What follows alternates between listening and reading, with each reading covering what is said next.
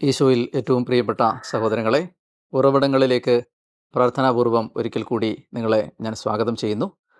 നമ്മുടെ വചന പഠനം എത്തി നിൽക്കുന്നത് യോഹന്നാൻ്റെ സുവിശേഷം 13-ാം അധ്യായം 30 വരെയുള്ള വാക്യങ്ങളിലാണ്. നമ്മൾ കഴിഞ്ഞ എപ്പിസോഡിൽ ഈ വചന പഠനം അവസാനിപ്പിച്ചത്.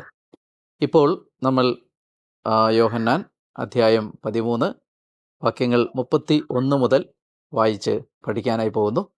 പരിശുദ്ധ അമ്മയുടെ മധ്യസ്ഥം നമ്മുടെ ഈ ശുശ്രൂഷകളിൽ, പ്രത്യേകിച്ച് വചന പഠനത്തിൽ ഉണ്ടാകാൻ നമുക്ക് പ്രത്യേകമായി അമ്മയുടെ മാധ്യസ്ഥം അപേക്ഷിച്ചുകൊണ്ട് ഇന്നത്തെ വചന പഠനത്തിലേക്ക് കിടക്കാം. പുതിയ പ്രമാണം, യോഹന്നാൻ അധ്യായം 13 വാക്യങ്ങൾ 31 മുതൽ. അവൻ പുറത്തുപോയി കഴിഞ്ഞപ്പോൾ യേശു പറഞ്ഞു, ഇപ്പോൾ മനുഷ്യപുത്രൻ മഹത്വപ്പെട്ടിരിക്കുന്നു, അവനിൽ ദൈവവും മഹത്വപ്പെട്ടിരിക്കുന്നു. ദൈവം അവനിൽ മഹത്വപ്പെട്ടുവെങ്കിൽ ദൈവം അവനെ തന്നിൽ മഹത്വപ്പെടുത്തും, ഉടൻ തന്നെ മഹത്വപ്പെടുത്തും. എൻ്റെ കുഞ്ഞുങ്ങളെ, ഇനി അല്പസമയം കൂടി ഞാൻ നിങ്ങളോട് കൂടെ ഉണ്ടായിരിക്കും. നിങ്ങൾ എന്നെ അന്വേഷിക്കും. എന്നാൽ ഞാൻ യഹൂദരോട് പറഞ്ഞതുപോലെ ഇപ്പോൾ നിങ്ങളോടും പറയുന്നു, ഞാൻ പോകുന്നിടത്തേക്ക് വരാൻ നിങ്ങൾക്ക് കഴിയുകയില്ല. ഞാൻ പുതിയൊരു കൽപ്പന നിങ്ങൾക്ക് നൽകുന്നു, നിങ്ങൾ പരസ്പരം സ്നേഹിക്കുവിൻ. ഞാൻ നിങ്ങളെ സ്നേഹിച്ചതുപോലെ നിങ്ങളും പരസ്പരം സ്നേഹിക്കുവിൻ. നിങ്ങൾക്ക് പരസ്പരം സ്നേഹമുണ്ടെങ്കിൽ നിങ്ങൾ എൻ്റെ ശിഷ്യന്മാരാണെന്ന് അതുമൂലം എല്ലാവരും അറിയും. വളരെ പ്രധാനപ്പെട്ട ഒരു ഭാഗമാണിത്. കാരണം നമ്മൾ ചർച്ച ചെയ്തിരുന്നു, യോഹന്നാൻ്റെ സുവിശേഷം അതിൻ്റെ ആദ്യത്തെ 12 അധ്യായങ്ങൾ അടയാളങ്ങളുടെ പുസ്തകമാണ്. അവിടെ നിരവധി അടയാളങ്ങൾ, ഏതാണ്ട് 7 അടയാളങ്ങൾ നമ്മൾ കണ്ടെത്തി. അപ്പോൾ അതിൽ ഈ അടയാളങ്ങളുടെ പുസ്തകം കഴിഞ്ഞ് നമ്മൾ ചർച്ച ചെയ്യുന്ന യോഹന്നാൻ്റെ ഈ 2-ാം ഭാഗം, ഏകദേശം 13-ാം അധ്യായം മുതൽ അതിനെ വിളിക്കുന്നത് മഹത്വത്തിൻ്റെ ഗ്രന്ഥം എന്നാണ്, ദ ബുക്ക് ഓഫ് ഗ്ലോറി എന്നാണ്. കാരണം ഈശോ തൻ്റെ പീഡാനുഭവ സഹന മരണങ്ങളിലൂടെ മഹത്വത്തിലേക്ക് പ്രവേശിച്ചതിൻ്റെ വിശദീകരണമാണ് യോഹന്നാൻ നമുക്ക് ഇവിടെ ഈ ഭാഗത്തു കൂടി നൽകുന്നത്. ഞാൻ പറയാൻ ആഗ്രഹിക്കുന്നത്, അതുകൊണ്ട് ഈ ഭാഗത്താണ് നമ്മൾ മഹത്വം എന്താണ് എന്ന് തിരിച്ചറിയുന്നത്. അതുകൊണ്ട് ഇതിലെ ഓരോ ഭാഗങ്ങളിലൂടെയും കടന്നു പോകുമ്പോൾ നമ്മൾ എന്താണ് ദൈവം നമ്മിൽ പൂർത്തിയാകണമെന്ന് ആഗ്രഹിക്കുന്ന മഹത്വം എന്ന് ഗ്രഹിക്കാൻ വളരെ സജീവമായി തുറന്നു വെച്ച ഫാക്കൽറ്റികളോടെ വേണം നമ്മൾ ഈ ഭാഗത്തെ സമീപിക്കാൻ. ഇവിടെ യൂദാസ് പുറത്തുപോയി കഴിഞ്ഞപ്പോൾ യേശു അവശേഷിച്ച തൻ്റെ 11 അപ്പസ്തോലന്മാരോട് പറയുന്ന സംസാരമാണ് ഈ ഭാഗം. കർത്താവ് ആദ്യം പറയുന്നത്, ഇപ്പോൾ മനുഷ്യപുത്രൻ മഹത്വപ്പെട്ടിരിക്കുന്നു, അവനിൽ ദൈവവും മഹത്വപ്പെട്ടിരിക്കുന്നു. എന്താണ് ഇവിടെ നടന്ന സംഭവം? ഇവിടെ നടന്നത്, ആത്മമിത്രം, ആത്മാർത്ഥമായി സ്നേഹിച്ച ഒരു മനുഷ്യൻ തൻ്റെ പ്രിയമിത്രം തന്നെ ഒറ്റിക്കൊടുക്കാൻ പോകുന്നു എന്ന്, അല്ലെങ്കിൽ ഇപ്പോൾ ഇത് പറഞ്ഞുകൊണ്ടിരിക്കുമ്പോൾ അവൻ തന്നെ ഒറ്റിക്കൊടുത്തതിൻ്റെ പ്രതിഫലം വാങ്ങാൻ പോകുന്നു എന്ന് തിരിച്ചറിയുന്ന യേശുവാണ് അവനെ നീ ചെയ്യാനുള്ളത് വേഗം ചെയ്യുക എന്ന് പറഞ്ഞ് അവന് അവൻ്റെ ശരീരവും രക്തവുമാകുന്ന ദിവ്യകാരുണ്യം പകുത്ത് മുറിച്ച് കൊടുത്ത് അവനെ സ്നേഹത്തോടെ യാത്രയാക്കിയത്. ആ സംഭവത്തിന് ശേഷമാണ് യേശു പറയുന്നത്, ഈ സംഭവം നടന്നു കഴിയുമ്പോൾ മനുഷ്യപുത്രൻ മഹത്വപ്പെട്ടിരിക്കുകയാണ്. അപ്പോൾ എന്താണ് ഈ ഒറ്റിക്കൊടുക്കപ്പെട്ട സംഭവവും യേശുവിൻ്റെ മഹത്വീകരണവും തമ്മിലുള്ള ബന്ധം? അല്ലെങ്കിൽ എന്താണ് ബിട്രയലും ഗ്ലോറിയും തമ്മിലുള്ള കണക്ഷൻ? ഇവിടെയാണ് നമ്മൾ ബൈബിൾ വളരെ ആഴത്തിൽ ചർച്ച ചെയ്യുന്ന മഹത്വം എന്ന വിഷയം എന്താണ് എന്ന് മനസ്സിലാക്കേണ്ടത്. മഹത്വം എന്നതിന് പ്രധാനമായും യോഹന്നാൻ്റെ സുവിശേഷവും മറ്റപ്പസ്തോലിക രചനകളും നൽകുന്ന വിശദീകരണം, അത് ദൈവത്തിൻ്റെ ജീവനിലുള്ള പങ്കാളിത്തം എന്നാണ്. സൂക്ഷിച്ച് വളരെ ശ്രദ്ധിച്ച് ഞാൻ പറയുന്ന കാര്യങ്ങൾ നിങ്ങൾ ശ്രവിക്കണം. അതായത് എന്താണ് മഹത്വം? മഹത്വത്തിൻ്റെ ഉത്തരം ഇതാണ്, ദൈവത്തിൻ്റെ ജീവനിലുള്ള പങ്കാളിത്തം. ദൈവത്തിൻ്റെ മഹത്വത്തിലുള്ള പങ്കാളിത്തമാണ് നമ്മുടെ മഹത്വീകരണം. എന്താണ് ദൈവത്തിൻ്റെ മഹത്വം? ദൈവത്തിൻ്റെ മഹത്വം എന്ന് പറഞ്ഞാൽ ദൈവത്തിൻ്റെ സ്വഭാവം. ദൈവം എന്താണോ അത്, ദൈവം എന്തായിരിക്കുന്നോ അത്, ആ ദൈവത്തിൻ്റെ സ്വഭാവത്തിലുള്ള, ക്യാരക്ടറിലുള്ള നമ്മുടെ പങ്കാളിത്തമാണ് നമ്മുടെ മഹത്വീകരണം. അപ്പോൾ ഒരു പരിധിവരെ ഇങ്ങനെ പറയാം, ദൈവത്തെപ്പോലെ ആകുന്നതാണ് നമ്മുടെ മഹത്വീകരണം. കുറച്ചുകൂടെ ക്രിസ്ത്യൻ ലാംഗ്വേജിൽ പറഞ്ഞാൽ യേശുവിനെ പോലാകുന്നതാണ് നമ്മുടെ മഹത്വീകരണം. എന്താണത്? യേശുവിൻ്റെ സ്വഭാവത്തിൽ പങ്കുകാരാവുക. ഇവിടെ ദൈവത്തിൻ്റെ സ്വഭാവം വെളിപ്പെടുത്തുകയാണ്. എന്താണ് ദൈവത്തിൻ്റെ സ്വഭാവം? ഇപ്പോൾ നടന്ന സംഭവത്തിൻ്റെ വെളിച്ചത്തിൽ നിങ്ങളൊന്ന് ആലോചിച്ച് നോക്ക്. എന്താണ് ദൈവത്തിൻ്റെ സ്വഭാവം? എന്നെ നിങ്ങൾ ഒറ്റിക്കൊടുത്താലും, എന്നെ നിങ്ങൾ തള്ളിപ്പറഞ്ഞാലും, എൻ്റെ ജീവന് നിങ്ങൾ പ്രതിഫലം വാങ്ങിയാലും, അപ്പോഴും എനിക്ക് നിങ്ങളോടുള്ള സ്നേഹം ഇല്ലാതാകുന്നില്ല. നിങ്ങൾ എന്നെ ഇങ്ങോട്ട് സ്നേഹിച്ചില്ലെങ്കിലും ഞാൻ നിങ്ങളെ അങ്ങോട്ട് സ്നേഹിക്കും. നിങ്ങൾ എന്നെ വെറുത്താലും, പീഡിപ്പിച്ചാലും, കൊന്നാലും, കുരിശിൽ തറച്ചാലും ഞാൻ നിങ്ങളെ അപ്പോഴും സ്നേഹിച്ചുകൊണ്ടിരിക്കും. ഇതാണ് ദൈവത്തിൻ്റെ സ്വഭാവം. ഇതാണ് ദൈവത്തിൻ്റെ മഹത്വം.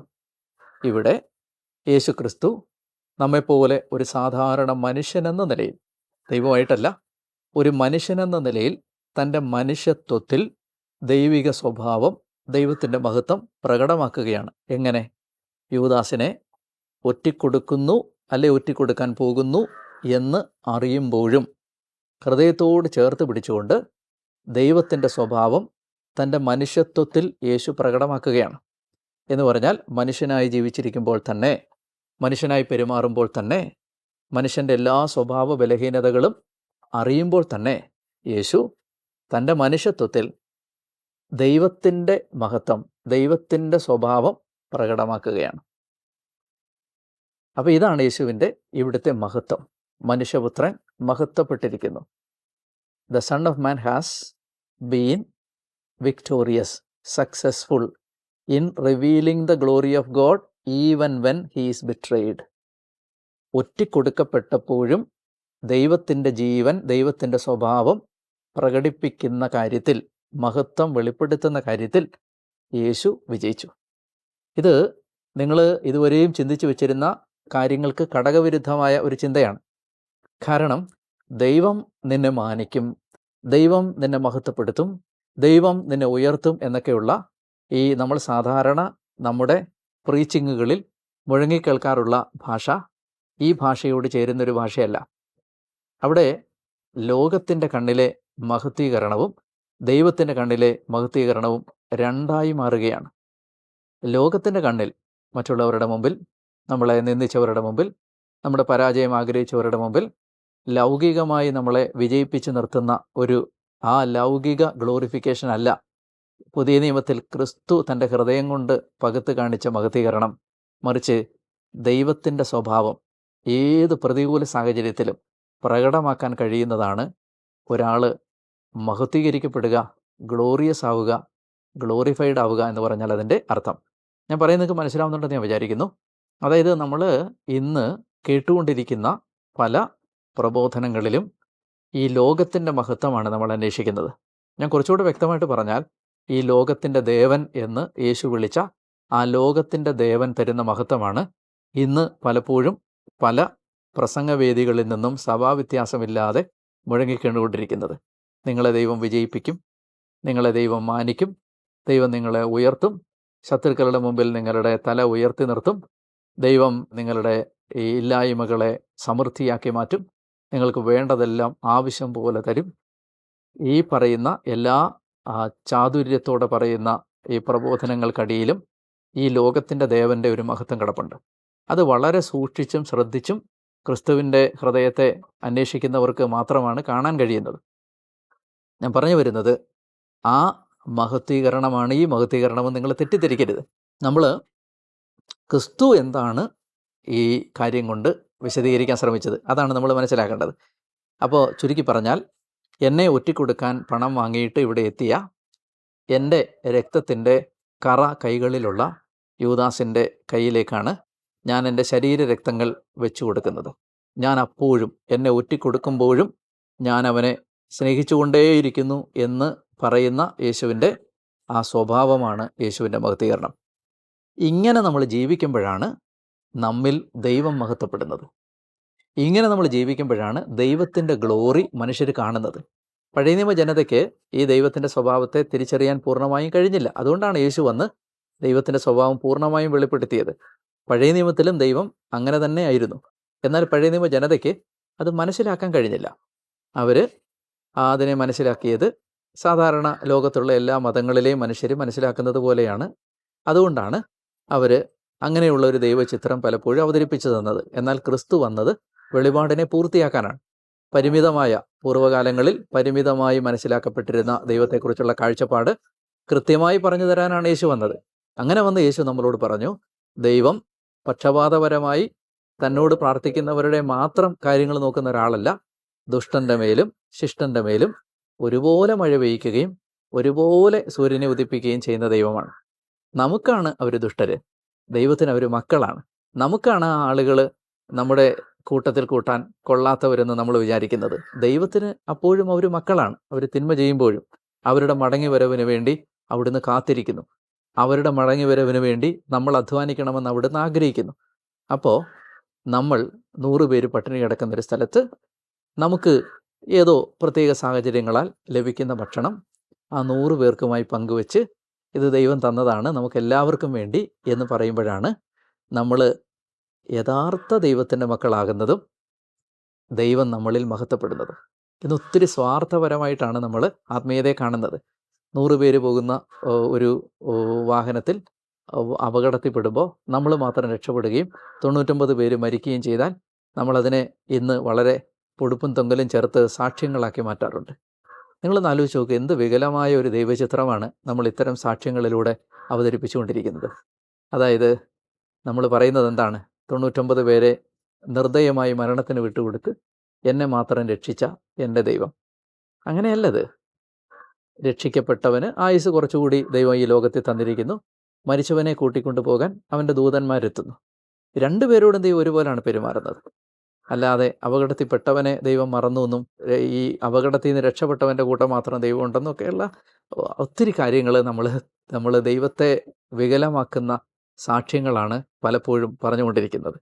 ഞാൻ പറയുന്നതിൻ്റെ കാതൽ നിങ്ങൾ മനസ്സിലാക്കണമെന്ന് ഞാൻ ആഗ്രഹിക്കുന്നു. ഒന്നിനെയും നിന്ദിക്കുക എന്നത് എൻ്റെ ഉദ്ദേശമല്ല. മറിച്ച് നമ്മൾ ഓരോ കാര്യങ്ങൾ പറയുമ്പോൾ നമ്മൾ ഓർക്കണം, ഇതിലൂടെ നമ്മൾ എന്ത് ദൈവത്തിൻ്റെ ചിത്രമാണ് ഈ ലോകത്തിൻ്റെ മുമ്പിൽ വരച്ചുകൊണ്ടിരിക്കുന്നത്. ലോകത്തെ ദൈവത്തെ അറിയാത്ത മനുഷ്യർ നിന്ദിക്കുന്ന വിധത്തിലുള്ള ഒരു ദൈവചിത്രമാണോ നമ്മൾ അവതരിപ്പിക്കുന്നത്? സ്വന്തമായിട്ട് നമ്മൾ ദൈവത്തെക്കുറിച്ചൊരു കാഴ്ചപ്പാടുണ്ടാക്കണമെന്നില്ല. യേശു പഠിപ്പിച്ച ദൈവത്തിൻ്റെ ചിത്രം എന്താണ്? അവസാനം വരെയും അനുദപിക്കാൻ, തിരിച്ചു വരാൻ അവസരം തരുന്ന, എന്നാൽ അവസാന നിമിഷവും അതിന് തയ്യാറാകാത്ത ഒരാൾ, അപ്പോഴും അവൻ്റെ മരണം വരെയും അവൻ്റെ മടങ്ങി വരവിന് വേണ്ടി കാത്തിരിക്കുന്ന ഒരു ദൈവം. ഞാൻ പറഞ്ഞു വരുന്നത്, അപ്പം മഹത്വപ്പെടുക എന്ന് പറഞ്ഞാൽ ലോകത്തിൻ്റെ കണ്ണിലെ മഹത്വപ്പെടലല്ല എന്ന് പറയാനാണ് ഇത്രയും ഞാൻ പറഞ്ഞത്. ദൈവം അവനിൽ മഹത്വപ്പെട്ടുവെങ്കിൽ ദൈവം അവനെ തന്നിൽ മഹത്വപ്പെടുത്തും. ദൈവം നമ്മളെ ഗ്ലോറിഫൈ ചെയ്യുന്നത് നമ്മളിങ്ങനെ ക്രിസ്തുവിൻ്റെ സ്വഭാവം പ്രകടമാക്കുമ്പോഴാണ്. ദൈവം നമ്മളിൽ സന്തോഷിക്കുന്നത് നമ്മൾ ക്രിസ്തു പെരുമാറിയതുപോലെ പെരുമാറുമ്പോൾ മാത്രമാണ്.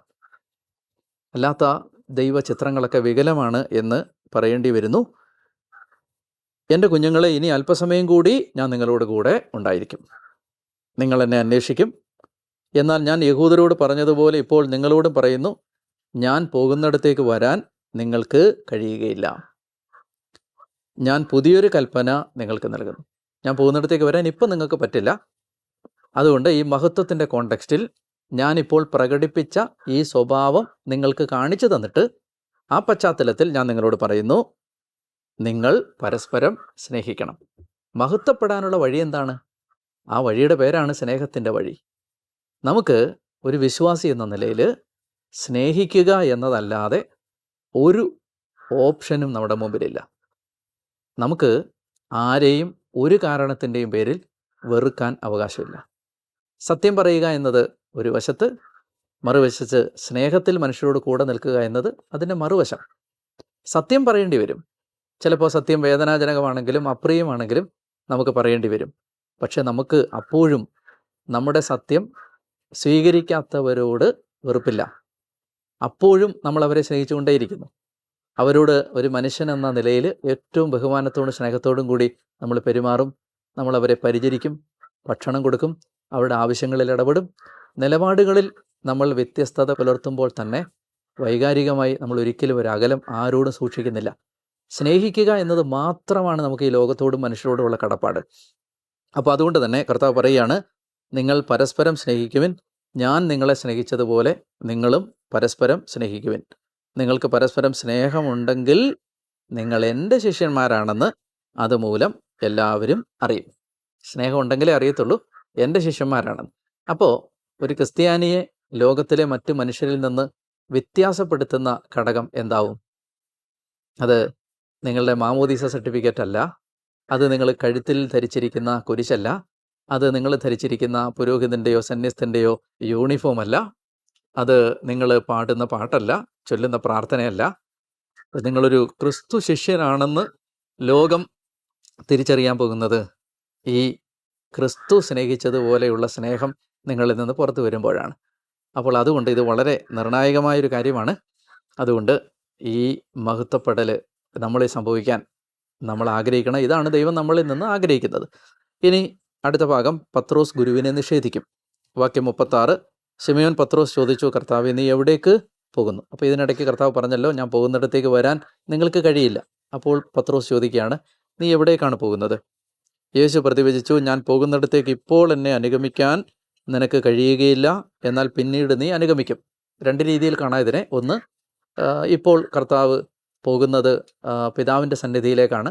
പത്രോസ് ഇപ്പോൾ അതിന് യോഗ്യനല്ല, എന്നാൽ പത്രോസ് മരിക്കുമ്പോൾ അതിന് യോഗ്യനാവും. രണ്ടാമത്തെ അർത്ഥം, ഈ മഹത്വീകരണത്തിൻ്റെ വഴിക്ക് പത്രോസ് ഇപ്പോഴും പ്രിപ്പയർഡല്ല.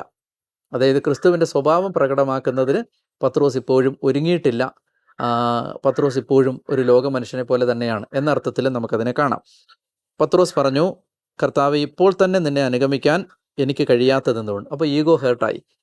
പത്രോസിൻ്റെ ഈഗോ മുറിപ്പെട്ടു. അദ്ദേഹം പറയുകയാണ്, എന്താണ് എനിക്ക് പറ്റാത്തത്? ഞാൻ നിന്നെ അനുഗമിക്കും, നിനക്ക് വേണ്ടി എൻ്റെ ജീവൻ പോലും ഞാൻ ത്യജിക്കും. അത് ഈഗോ മുറിവേറ്റതാണ്. നിനക്ക് പറ്റത്തില്ല എന്ന് പറഞ്ഞപ്പോൾ ഇല്ല, പറ്റുമെന്ന് മാനുഷിക ശക്തിയിൽ പത്രോസ് പറഞ്ഞാണ്. യേശു പ്രതിവചിച്ചു, നീ എനിക്ക് വേണ്ടി ജീവൻ ത്യജിക്കുമെന്നോ? സത്യം സത്യമായി ഞാൻ നിന്നോട് പറയുന്നു, നീ എന്നെ 3 പ്രാവശ്യം തള്ളി പറയുന്നത് വരെ കോഴി കൂവുകയില്ല എന്ന് പറഞ്ഞാൽ, ഇത് ഈ ഹ്യൂമൻ സ്ട്രെങ്തിൽ നമ്മളെടുക്കുന്ന ഏത് തീരുമാനത്തിനും അത്രയുമേ ആയുസുള്ളൂ എന്ന് നമ്മളെ ഒരിക്കൽ കൂടി കർത്താവ് ഓർമ്മിപ്പിക്കുകയാണ്. മനുഷ്യശക്തിയിൽ നമ്മളെടുക്കുന്ന തീരുമാനങ്ങൾക്കൊക്കെ അത്രയൊക്കെ ആയുസേ ഉള്ളൂ. അതിനൊന്നും ആത്യന്തികമായിട്ട് നമ്മളെ ക്രിസ്തുവിൻ്റെ സ്വഭാവത്തിലേക്ക് എത്തിക്കാൻ കഴിയില്ല. അത് കഴിവല്ല, പരിശ്രമമല്ല, പ്രവൃത്തിയല്ല, കൃപയാണ്. ആ കൃപ വരുന്നത് യേശുക്രിസ്തുവിലുള്ള വിശ്വാസത്തിലൂടെയാണ്. അപ്പോൾ അതുകൊണ്ട് ക്രിസ്തുവിൽ വിശ്വസിക്കാൻ നിങ്ങളെ ഒരിക്കൽ കൂടി ഞാൻ ക്ഷണിക്കുന്നു. നിങ്ങൾ ആരെങ്കിലും ഈ വാക്ക് കേൾക്കുന്നവർ ക്രിസ്തുവിനെ ഇതുവരെ രക്ഷകനും നാഥനുമായി സ്വീകരിച്ചിട്ടില്ലെങ്കിൽ ഈ നിമിഷം കർത്താവിനെ നിങ്ങളുടെ ജീവിതത്തിലേക്ക് വിളിക്കാൻ ഞാൻ ഏറ്റവും സ്നേഹത്തോടെ നിങ്ങളെ ഓർമ്മിപ്പിക്കുന്നു. അതുപോലെ തന്നെ നമ്മളിൽ ക്രിസ്തുവിൻ്റെ സ്വഭാവം ഉണ്ടാവണം, ക്രിസ്തുവിൻ്റെ മഹത്വം നമ്മളിൽ സംഭവിക്കണം. അങ്ങനെ ദൈവം നമ്മളിൽ മഹത്വപ്പെടണം. ഇതല്ലാതെ നമ്മുടെ മുമ്പിൽ മറ്റൊരു ഓപ്ഷൻ ഇല്ല. എപ്പോഴും യേശുവിനെ പോലെ ആകാൻ ആഗ്രഹിക്കുക, പ്രാർത്ഥിക്കുക, ദാഹിക്കുക. അതിനുവേണ്ടി ജീവിതത്തെ ക്രിസ്തുവിന് സമർപ്പിച്ച്, എൻ്റെ ജീവിതത്തിൽ എനിക്ക് എൻ്റെ സ്വാഭാവിക കഴിവുകൾ കൊണ്ട് കഴിയാത്തത് നീ എൻ്റെ ജീവിതത്തിൽ വന്ന് പൂർത്തിയാക്കണമേ എന്ന് പ്രാർത്ഥിക്കുകയും ചെയ്യുക. നല്ല അനുഗ്രഹീതമായ ഒരു ദിവസം നിങ്ങൾക്ക് ഉണ്ടാവട്ടെ എന്ന് ഞാൻ പ്രാർത്ഥിക്കുന്നു. നിങ്ങളുടെ കുടുംബാംഗങ്ങളെ എല്ലാവരെയും ഞാൻ പ്രാർത്ഥനയിൽ ചേർത്ത് വെക്കുന്നു. ഇപ്പോൾ നിങ്ങൾ എവിടെ ഇരുന്നാണ് ഇത് കേൾക്കുന്നതെങ്കിലും നിങ്ങളെ കർത്താവ് ഇപ്പോൾ തന്നെ സമൃദ്ധമായി അവിടുത്തെ സ്നേഹം കൊണ്ട് നിറയ്ക്കട്ടെ എന്ന് ഞാൻ പ്രാർത്ഥിക്കുന്നു. എന്നെ നിങ്ങളുടെ പ്രാർത്ഥനകളിൽ ഓർക്കണം. കർത്താവ് നിങ്ങളെ സമൃദ്ധമായിട്ട് അനുഗ്രഹിക്കട്ടെ. പിതാവിൻ്റെയും പുത്രൻ്റെയും പരിശുദ്ധാത്മാവിൻ്റെയും നാമത്തിൽ ആമേൻ.